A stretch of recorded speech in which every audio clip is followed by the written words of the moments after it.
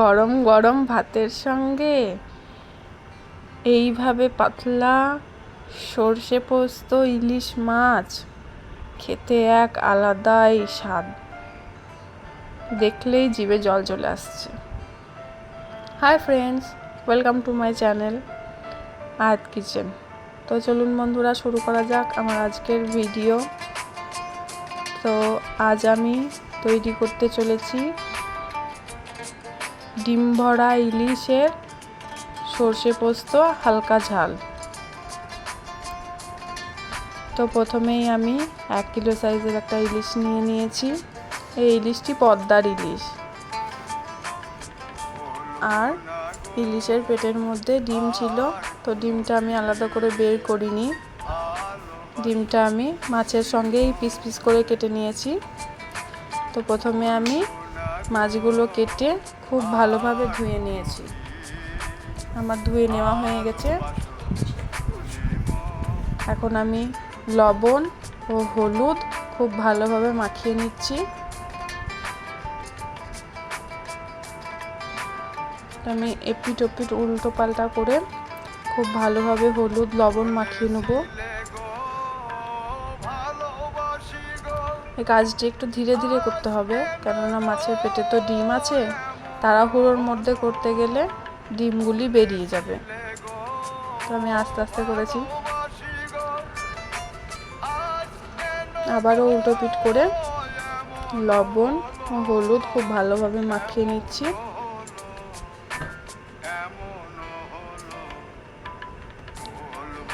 তো এই লবণ আর হলুদ মাখানো হয়ে গেলে মোটামুটি আধা ঘন্টা থেকে 1.5 ঘন্টা মতন এইভাবেই রেখে দিতে হবে। তাহলে মাছের মধ্যে লবণ খুব ভালোভাবে ঢুকে যাবে।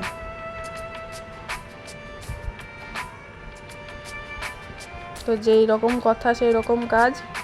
আমিও খুব ভালোভাবে মাখিয়ে নিয়ে 45 মিনিট মতন রেখে দেবো।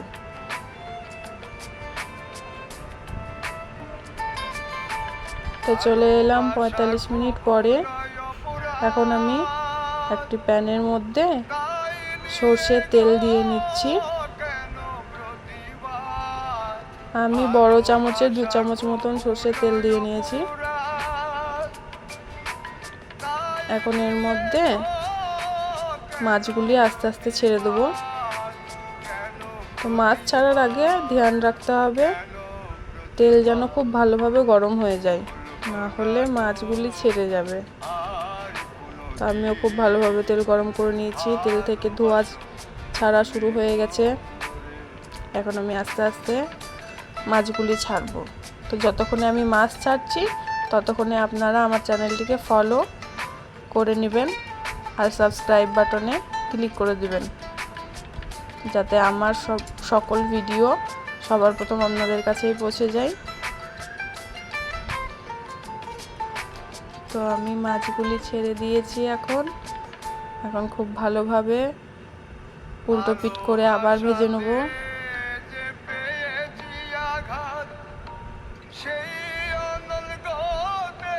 তো আমি উল্টে দিলাম মাছগুলি।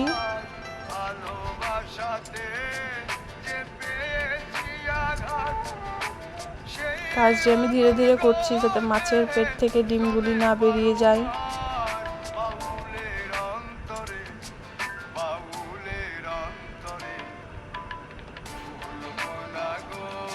এখন আমি খুব ভালোভাবে উল্টো পিঠটাও ভেজে নিলাম, আবার উল্টে দিলাম দিয়ে।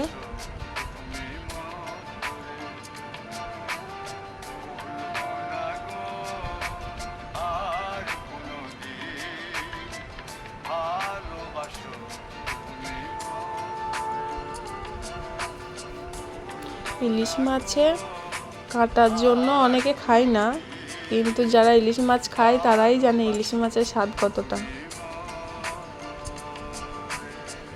তো আমি খুব ভালোভাবে ভেজে নিলাম। এখন আমি এই মাছগুলি আস্তে আস্তে একটি জায়গার মধ্যে তুলে নিলাম। আবার অন্য মাছগুলিও ভেজে নেব, কিন্তু ভিডিও বড় হবে বলে সবগুলো দেখাইনি।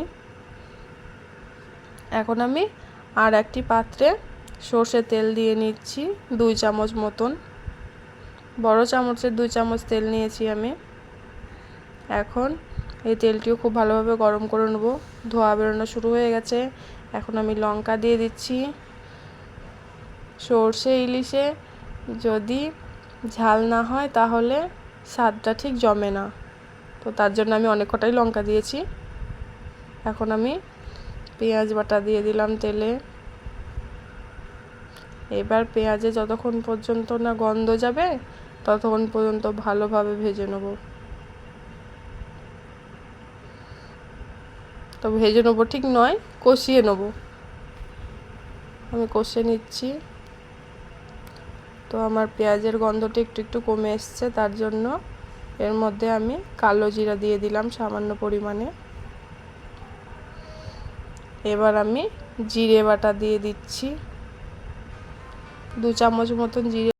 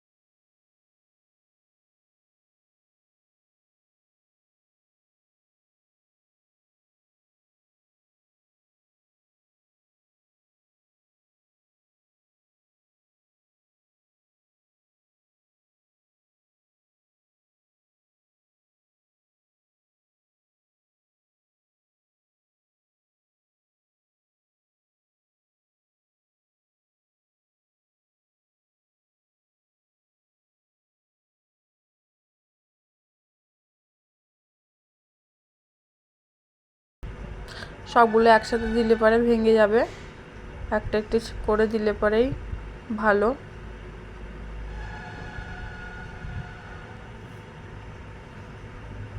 তো আমি সব মাছগুলি একটা একটি করে দিয়ে দিলাম।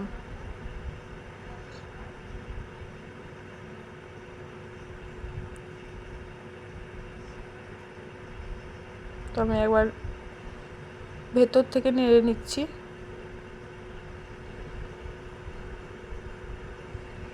এখন আমি গ্যাসের আঁচটা বাড়িয়ে দিলাম, দিয়ে একটি টমেটো কুচি কুচি করে কেটে নিয়ে ওই ঝোলের ওপর দিয়ে দিলাম।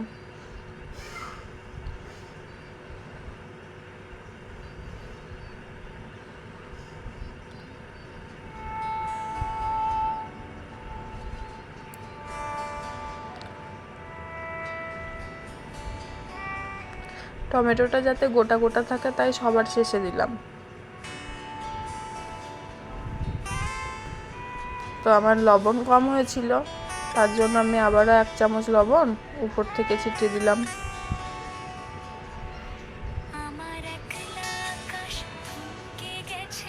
এখন আমি খুব ভালোভাবে একবার করে নেড়ে চেড়ে নেবো আর মাছটি ভালোভাবে হতে দেবো, যাতে সর্ষে পোস্তর যে টেস্টটা আছে সেটা মাছের মধ্যে চলে আসে।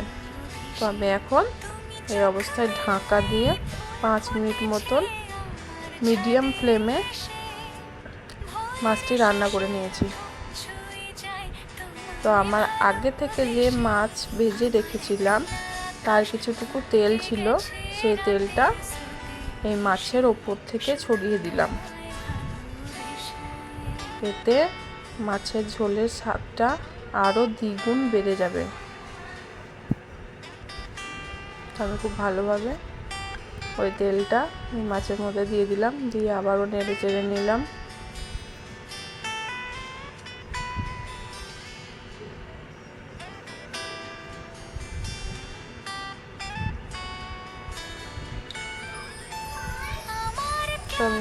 নিয়ে আবার খুব হাই ফ্লেমে খুব ভালোভাবে ঝোলটা ফুটিয়ে নিচ্ছি আর ঢাকা দিয়ে আরও 2 মিনিট মতন হাই ফ্লেমে জাল করে নিলাম।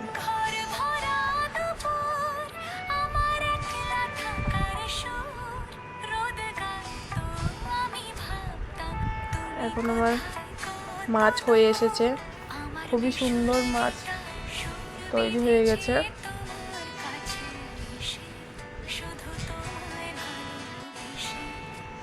তো এবার আমি গ্যাসটি অফ করে দিচ্ছি। আমার মাছ রান্না তৈরি হয়ে গেছে। দেখুন দেখতে কত সুন্দর লাগছে, উপর থেকে তেলটা একদম টলটলে হয়ে ভেসে উঠেছে। এমনিতেই বড় ইলিশ, তার একটা আলাদাই চর্বি, তার সঙ্গে তেলের পরিমাণ খুব বেশি দিইনি, সামান্য দিয়েছি, তবুও তেলটা উপর থেকে ভেসে উঠেছে। দেখতেই এক অসাধারণ লাগছে। তো আমি এবার সার্ভিং প্লেটে সার্ভ করে নিচ্ছি।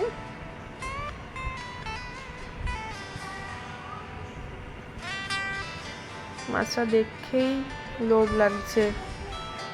আমি তো গরম গরম ভাতের সঙ্গে পরিবেশন করে নেব মাছটি। আপনারা অবশ্যই তৈরি করবেন, বাড়িতে টেস্ট করবেন আর আমাকে কমেন্টে জানাবেন কেমন হয়েছে। তো আমি আজকে মাছের ঝোলটা একদম হালকা পাতলা করেছি, দেখেই বুঝতে পারছেন একদম পাতলা ঝোল। তো উপর থেকে একটা লঙ্কা ও তার সঙ্গে 2টো ধনেপাতা ছড়িয়ে দিলাম।